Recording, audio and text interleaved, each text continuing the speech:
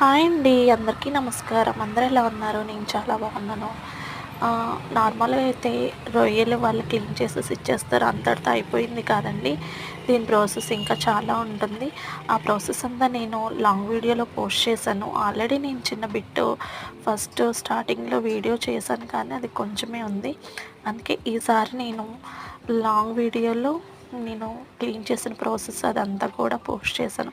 కంపల్సరీగా దాంట్లో కూడా వెళ్ళి లైక్ చేసి కామెంట్ చేయండి. ఎలా ఉందో ఏంటో. చూస్తున్నారు కానీ కొంతమంది సబ్స్క్రైబ్ చేయట్లేదు. ప్లీజ్ సబ్స్క్రైబ్ చేయండి ఫ్రెండ్స్. సపోర్ట్ చేస్తారని అనుకుంటున్నాను. ఏం లేదండి, నేను చేసే విధానం కూడా మీకు చూపించాలి కదా అని నేను చూపిస్తున్నాననమాట. ఫస్ట్ ముందుగా అలా క్లీన్ చేసేసుకున్న దాన్ని ఉప్పు, పసుపు వేసి బాయిల్ చేసుకుంటాను. బాయిల్ చేసేసి గోంగూర కూడా బాయిల్ చేసి పక్కన పెట్టేశానండి. మేమైతే నాన్ వెజ్ కర్రీలో కొంచెం ఆయిల్ ఎక్కువగానే తింటామండి. సీ ఫుడ్లో కానీ మటన్, చికెన్ వగైరా ఇంకేదైనా కొంచెం ఆయిల్ కొద్దిగా ఎక్కువగానే తింటాము. ఆయిల్ చూసి భయపడకండి. ఏంటి ఇందులోకే వేసేసాను అనుకుంటున్నారా? అవి కొంచెం సైడ్ చేసేసి అవన్నీ అందులోనే ఫ్రై చేసేస్తున్నానండి. ఏం పర్వాలేదు, వేగిపోతాయి.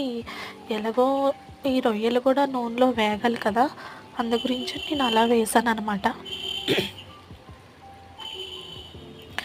ఎవరికి నచ్చినట్టు వాళ్ళు చేసుకోవచ్చు, కాదనట్లేదు. నాకు నచ్చే విధానం ఇలా ఉంటుంది. తప్పుగా అనుకోకండి ఫ్రెండ్స్. ఇంకా దీన్ని ఇలా ఫ్రై చేసేసుకొని దాంట్లో కావాల్సిన కారం, మసాలా అన్నీ నేను ఈ ఆయిల్లోనే ఫ్రై చేసేస్తానన్నమాట. ఈ పచ్చివాసన పోయేలా. ఈసారి నేను మసాలా ఎలా చేస్తానో మీకు ఆ ప్రాసెస్ కూడా చూపిస్తానండి. మసాలాలోకి ఏం ఏం ఇంగ్రీడియంట్స్ వేస్తానో కూడా నేను చూపిస్తాను. కంపల్సరీగా చూపిద్దామని ఉంది, చూపిస్తాను.